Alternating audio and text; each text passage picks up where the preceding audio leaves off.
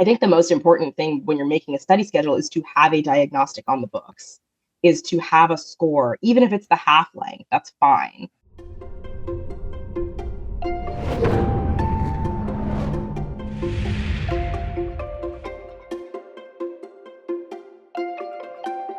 Joya, welcome back to the MCAT podcast. How you doing, my friend? I'm good. I'm enjoying my break, just breathing for a few more days. Yeah, so Joya, the medical student. I think last time we talked, did you had just started medical school or was it before medical school? I think it might have been before. Yeah. I think it might have been before. So, what is one tip that you would give someone starting medical school now that you've been through your first semester? Ooh, a practice questions tracker document that you start at the beginning. Yeah, I have like this Excel sheet where I have different tabs for the resources that I use, where I track the practice questions that I'm doing, not by like copying the questions, but by writing down like the topic and then what I got wrong or what I didn't understand or what I need to work on. Yeah. And then that's what I can look at, almost like a cheat sheet of review stuff before I go into my next like study session. And that was really helpful. It's actually a tip I stole from my MCAT studying. It's the same thing as my like lessons learned journal that I kept during MCAT. Yeah. And it's super helpful. It's beautiful. It's a little overwhelming, but mostly it was really helpful. Like the day before exams, I like ran through the things that I had written down as notes to myself. And because it's Excel or Google Sheets, I could like sort it. And I saw the topic that came up the most. And I was like, oh crap, that's the thing I'm going to like spend a little extra time on. It was really nice. I like DIY'd my own analytics that went across across platforms, because every third-party resource has its own tracker, but I wanted one that had everything together. And it's super low tech, but it's really, really helpful. And it's like a nice little thing to look back at and be like, how many things I learned. Look at all this I know stuff. I've got like at least 5 facts up here, at least 5. Yeah, I love it. For sure. The lesson learned journal, just random side topic, because we talk about it a lot here on the podcast, on the MCAT podcast, for tracking how well you do on the MCAT, is something that I've wanted to build into Mapped, which is our software platform where students track all of their courses, where students track all of their courses and activities and everything. I've been wanting to build that in because we have the ability to put your score in there, but having one place where you can track all of that stuff, and then eventually over time we can give that sort of analytics cross test as well and get that data to go, well, it seems like Kaplan biochemistry is much harder because you do well on the Princeton and Blueprint biochemistry questions. So what's going on there? And again, that whole cross-platform thing is missing. So yeah, very interesting. All right, so there you have it, folks. Build a huge lesson learned journal for all of the questions that you do in medical school. And do questions. And do questions. From the beginning. Yes. That was important thing. Yes. Awesome. All right. Well, it's exciting to see you progressing on. Maybe we'll have to bring you back at the end of every semester for you to do I'll do a little questions. Semester update. Bring me back a week after my new semester starts, because then I can tell you if I passed or not. Oh, that's the money information there. Fingers crossed. I passed the first unit. I got my grades back for that one, so that was good. We have lots and lots of faith. So we're going to record a block of our next series of MCAT podcast episodes all around building a study plan. It's one of the most common questions that I see on Reddit and Student Doctor Network and the Pre-Med Hangout is, how do I build a study plan? Whether it's 3 months, 4 months, 6 months, whatever. And so hopefully these next several episodes, students will be able to go to and really help them understand what goes into making a study plan for those specific date ranges, those common date ranges that we have. When you think about your MCAT prep and all the students that you talk to about MCAT prep, what do you think is the biggest challenge that students run into when creating a study plan? I think the biggest challenge is that people don't know how they use time. And so they make a study plan based on like, I don't really know what, but on an idea of how long they take to do things. And they either massively overschedule or they massively underschedule themselves. And then it becomes really hard to stick to or impossible to stick to. And then they get behind or they get off track and then they get discouraged and then it kind of snowballs out of control. And I've seen that happen a lot. I meet a lot of students who are like part of the way through their studying and then they come to my class or they become a tutoring student. And when I look back at what they've done prior, I'm like, oh my goodness, you just didn't like this schedule is for someone else. Like this schedule just wasn't actually made with your time use in mind or like your life in mind. And I think it's really hard because you don't know how you studied this volume of information prior to the MCAT because you Yeah. usually never have. It's like studying for all of your college finals at the same time. But like for all 4 years and also a few years that you didn't do and like someone else's major Yeah. and it's on fire. And like, I think it's just a really overwhelming thing. Like, and no one knows flooding. how to schedule for that. Yeah. Like, no one knows. And I didn't either. My schedule was like way wonky the first couple months. I just like didn't know how much I would get through in a day. Yeah. So I think that's a big mistake. And I think the other mistake is that people like really don't know what they don't know. And so they underestimate how much time they need to spend on a particular topic, or they overestimate how much time they need to spend on something else. And it again throws off the balance. Yeah, the balance of the force you don't want to throw off. It's one of the reasons that I loathe the Reddit Student Doctor Network posts that are, here's how I scored a 525. I'm like, great, that worked for you. Yeah. It's not going to work for everyone. And students will go to those threads and go, well, if that worked for her, then it should surely work for me. And again, Right. it's what are your life commitments? How do you study? What else do you have in the world that's going on that's going to distract you, whatever, that you're not going to be able to fit specifically into this box that this one student has professed to the world that this is how you should study. Yeah.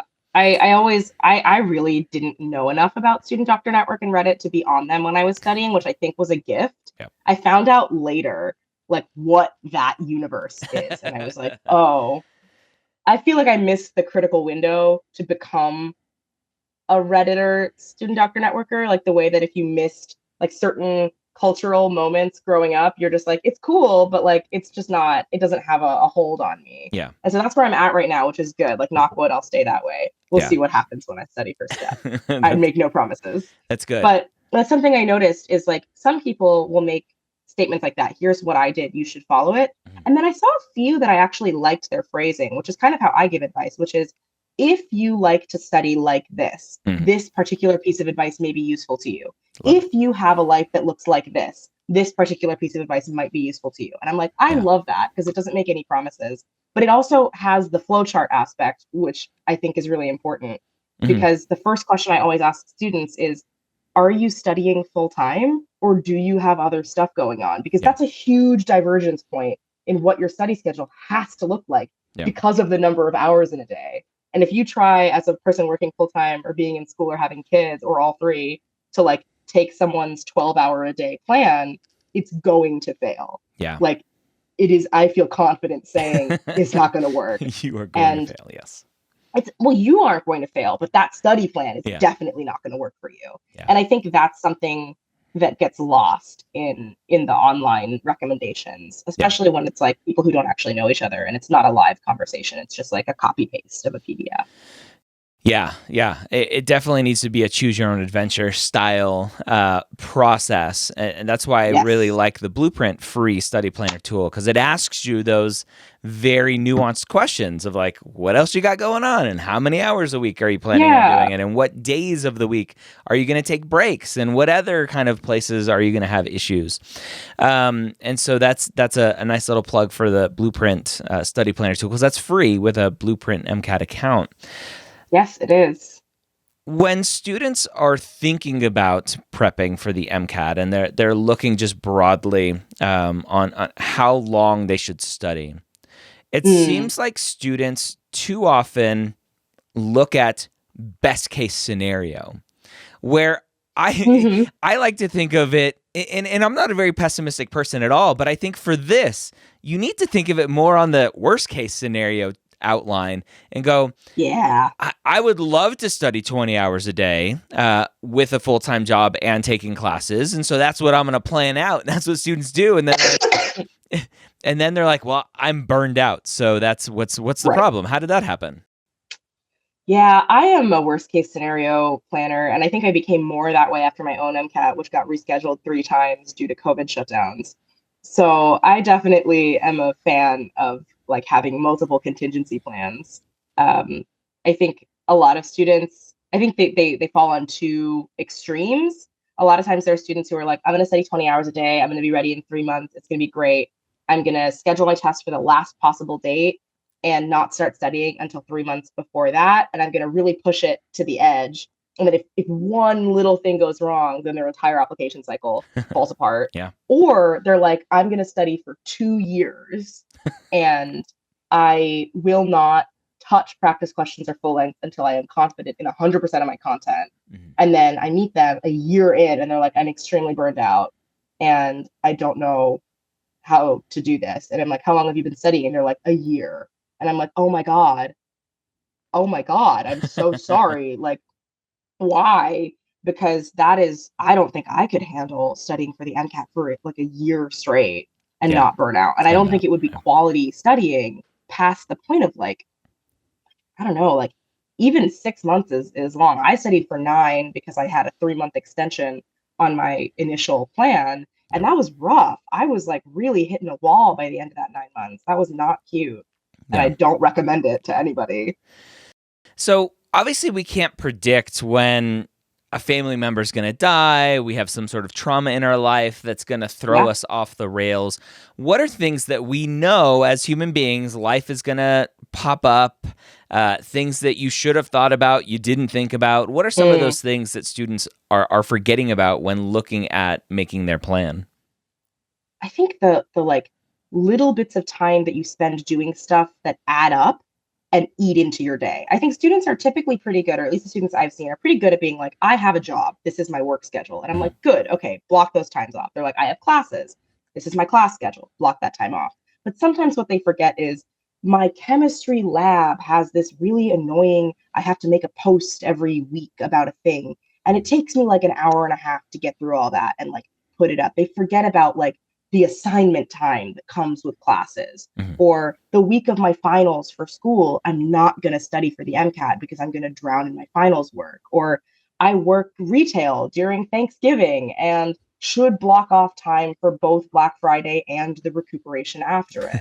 Like those are things I think people forget, or like they say that their only life commitments are like work and school, and they forget that they do things with their family on the weekends, or like they go to their like religious institution every week, or they have this other thing and they don't think about it because it's not an academic commitment, but it's time. Like time is still time, whether or not you're using it for school. And I think I've seen a lot of students like forget how deep that goes in terms of like the number of hours of the day that get crossed off from like, you have to eat every day. Hopefully you shower relatively frequently. Like maybe you have like a pet that you have to take care of. And that time adds up. And I think those are the things people forget that are actually predictable, but they don't register. They're like sub threshold noise for people when they're trying to build a schedule. And then, 12 hours a week that you do on stuff gets away from you when it adds up over time. Yeah. In medical school, I worked the first several years of medical school, two plus years of medical school. I had to stop once I hit my surgery rotation, third year. And the things that I didn't think about, I was like, oh, like the 2 hours that I'm going to go to the gym and work as a personal trainer over here, like that's just 2 hours away from studying. But I didn't take into account the time that I had to stop studying, change into my clothes, make sure I had a meal ready to go, change my mindset, drive the travel time, go to work, make sure I'm there early, set up, do whatever I needed to do. And then at the end, winding down, small chit chat on the way out the door, getting back in the car, hitting traffic, whatever else, getting home, and then transitioning again from kind Yep. of one context to the next and go back into studying, it would add an extra 50% of time onto that two Yeah. hours that I was like, oh, it's only 2 hours. But like, no, it's really a lot more than that I It's never so accounted much for. more. Yeah. I think we forget about that. And like I didn't used to do this, but now in med school I do. I'm still working. I'm still teaching for Blueprint. Usually I would prep my slides for my upcoming class and meet with my co-instructor and do all of that, send all my emails, check in with all my students, look at all of their things and make sure everyone was on track, like sporadically throughout the week. Now I have to schedule it. Like it's blocks of time I put in my calendar as busy because I Yeah. don't want to fool myself into thinking I have an uninterrupted 6 hour stretch of time to study for classes when actually I have two classes that I have to prep PowerPoint decks for and like 17 students I have to email back. Like I don't want to forget about that. But Yeah. I definitely didn't do a good job of that when I was studying for the MCAT and I was working then too. The like little out of work tasks really add up. And like I was teaching online, like I was tutoring high school students, which I still do and love, but I really wasn't accounting for like how much time you spend texting people back Yeah. about whatever paper they're working on. I was like, this is time. Yeah. This is time that I'm not focused on the thing that I'm doing. I need to start blocking that time much more like explicitly, I think Mhm. is the most important word that I use with students is like you need to very clearly demarcate Yeah. the boundaries of your study time. And then you need to like tell people that. And the people who are typically going to be in and out conversationally, they need to know not to do that, or you need to physically escape them. Like Yeah. sometimes people are have no boundaries and will walk into your room and will bother you. And at that point, you got to leave the room or lock the door. And like that's it's a real challenge. I started putting my phone on do not disturb and telling the very anxious parents of my students, like, unless it is an emergency, and by that I mean life or death, you should not be calling me during these 3 hours. And if it is a life or death emergency, the number to call is 911 and not me. Not me. I can't help. Um, I'm so sorry. And Yeah. some people were really, they found that really hard. They were like, what do you mean you're not going to answer my messages Yeah. for 3 hours on whatever day of the week? And I was like, I mean that I'm trying to get into medical school. Yep. And I care about you a lot, but I don't think it's going to be so time sensitive that 3 hours is going to make or break your kid's entire life. I promise it won't. And if it will, again, the number is 911, not me. Yeah. And I had to get really comfortable setting those boundaries, which I'm not still. I still struggle with it. Telling people that I was not going to work during my finals week was like, it brought me physical pain to Yeah. say, I cannot meet with your child this week. I can't, and Yeah. I won't. And that was really, really hard, but an important skill. And I think people often don't block that into their study schedule either, is like an understanding of the acclimation period it's going to take before their family, friends, boss, whoever, Yeah. like gets on board with their new life. Mhm. That takes a little while. There's definitely an adjustment period where people push the boundaries. And if you don't have good boundaries, it's really hard to guard your time. Yeah. I think it was on this podcast at some point a while ago. We talked about like a study sombrero or whatever type of hat you want to wear, where if I'm wearing this or if there's some random sign or whatever on my desk, like, do not bother me. Like, I'm going to leave my Yeah. door open because I like my door open. But if you walk by and you see me wearing my sombrero or you see whatever sign up, like, I'm studying, do not engage. Yeah. So boundaries are very, very important, both in life Yeah. and in studying. So I have a that's good. skeleton, like a full life-size skeleton model, and I put him in my office door. Yeah. What's his name? Or his name has changed. I don't know what his name is yet. I've been trying on various names to see what fits. Right Yeah. now, his name is Spencer. Okay. We had like Halloween themed, like Mr. Bones stuff, but I don't know. He feels like a Spencer. Yeah. That could change. Yeah. Interesting. Okay. So let's talk about for a minute, right? When we think about how long we should study, what should students take into account in terms of maybe they're a non-traditional student and haven't taken their prereqs in 2 or 3 years or more? Yep.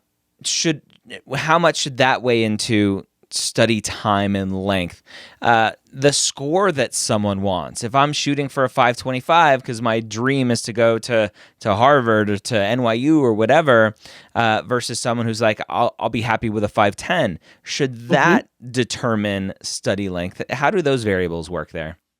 Yes, they all very important. The short answer is yes. The long answer is the first thing is to know your baseline, right? A 525 is not actually the most important number to know. Like your goal score is not as important as your distance from your goal score. And that's something I think, again, a lot of students are like, oh, what if I'm shooting for like this really high score? And I'm like, but what's your current score? If you come in on your diagnostic, if you come in hot at like a 510, that's a very different situation than if you come in at a 480 and you want the same goal score. So I think the first question when I talk to students about goal scores is not just what's the score, but where are you right now? Because making up the distance of 10 points is very different than making up the distance of 30 points, is very different than making up the distance of 2 points. Yeah. And the closer you get to your goal, the closer you get to like whatever you want, the harder those last couple of points become to like get. You're really like scraping around trying to find what new thing you can tinker with. So I think the most important thing when you're making a study schedule is to have a diagnostic on the books, is to have a score, even if it's the half length, that's fine. I like the half length because I think stamina is something you build over time, and having a lower score on a full length just because of your stamina isn't really indicative of what you know. So I love the half length diagnostic. Blueprint's free one is what I used. And that's where I started to be like, okay, here's how many points I need to make up. Here's the distance I need to travel. Now let me think about time. Let me look also at what I got right and wrong and what was fully unfamiliar, especially for those non-trads or people who maybe are not even non-trads, but are early in their undergrad year. I think the same advice applies to a junior in college as it does to a person several years out. What is it that you don't know? Like, is it, I never took sociology and the terms are unfamiliar? That's a spate of memorization that you can do probably in a pretty short amount of time.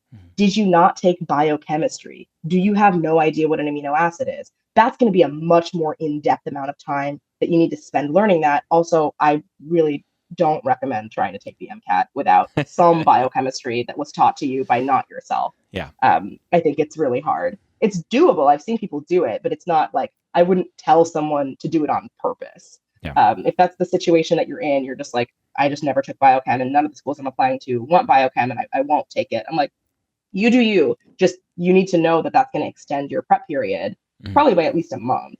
Because if you're self-teaching a full discipline, that's going to be all content that you have to learn from scratch.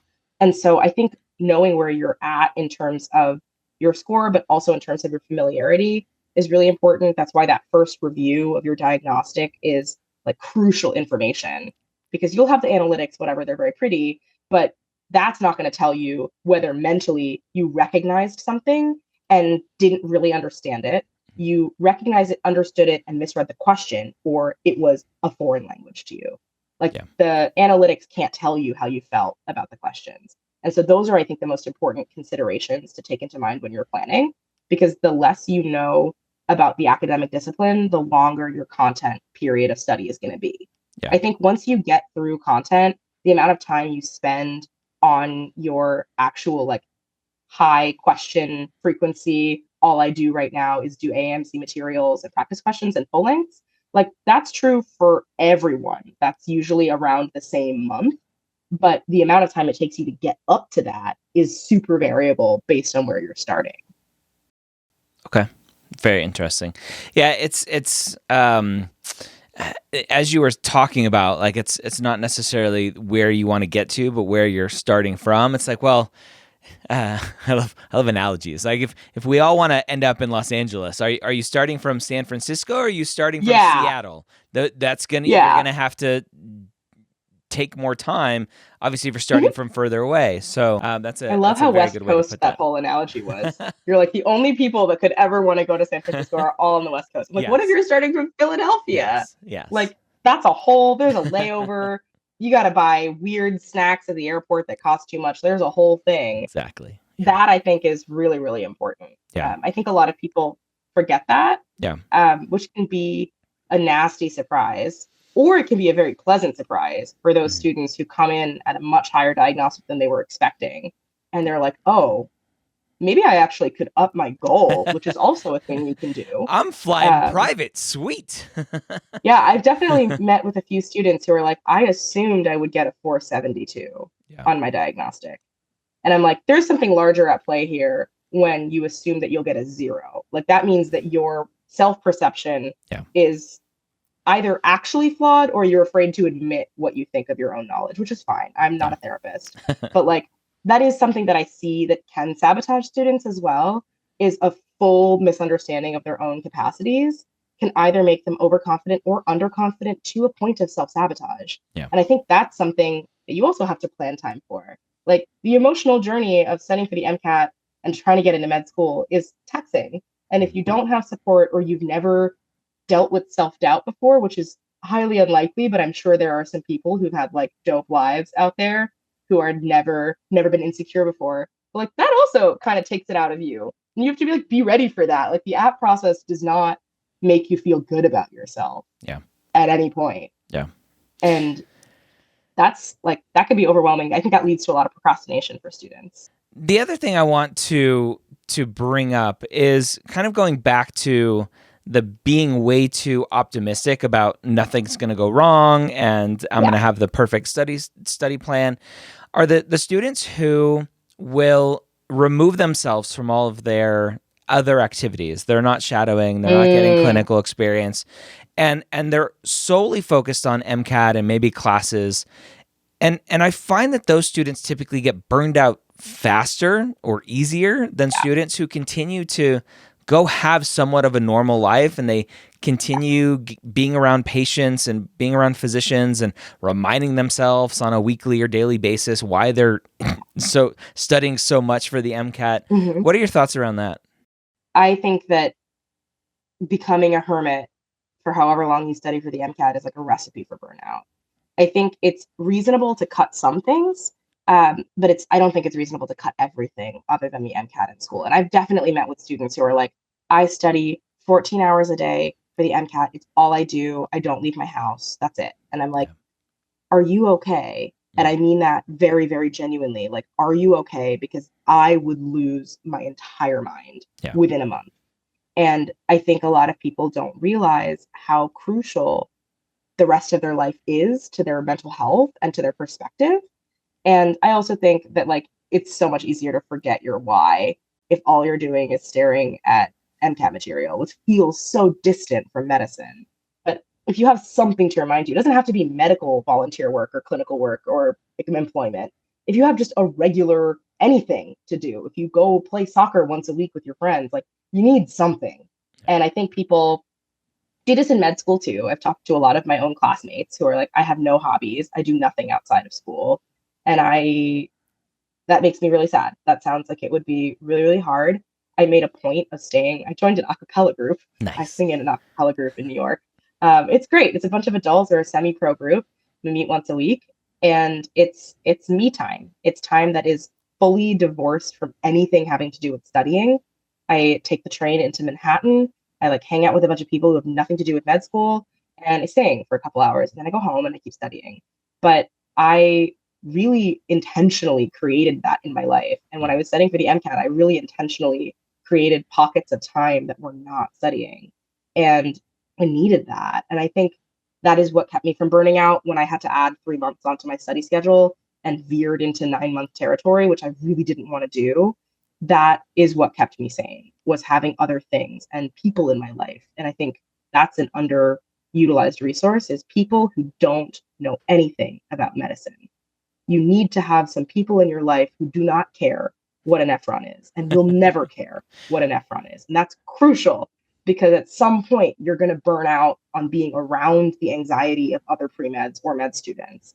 And that balance is so important. I think it also, if they're anxious students who are like, but I want to study all the time, thinking about it from a productivity standpoint, you will lose productivity if you burn out. It will not be quality study time. Even if you're staying on your 14-hour-a-day schedule, you're going to retain less if you're mentally completely exhausted and completely fried. So it's worth the 2-hour sacrifice a week to do whatever to give yourself better study time when you are studying. Mm-hmm. Breaks do make you study better. Sleep does consolidate information. Like these are real evidence-based things. And so I think a lot of students have the urge to like push away from common wisdom of like, you need balance, and be like, but I don't need balance. I'm a machine. And I get that. I deeply identify with like all the robot characters in all pieces of media. I'm like, yeah, Janet from The Good Place, I want to be that. But Oh, I even love Janet from The Janet. Good Place had to learn how to have feelings. And I'm like, and you do too. So balance because it's good for you, but also balance because it will hurt your ability to learn if you're burned out. Nobody learns well when they're burned out. Holy forking shirt balls. That was a great, Oh, great working discussion. shirt ball. Oh, Janet. Oh Love man. her. Well, I think that was a great intro episode to kind of this series, and we're going to jump into different study plans. It'll be much shorter kind of snippets for people. So hopefully this will help Yeah. students kind of understand what to think about when potentially choosing in our next episodes. Do I want the 4 to 6 month? Do I want the 6+ month? Do I want the shorter 1 to 3 months? So Woo. let's rock and roll.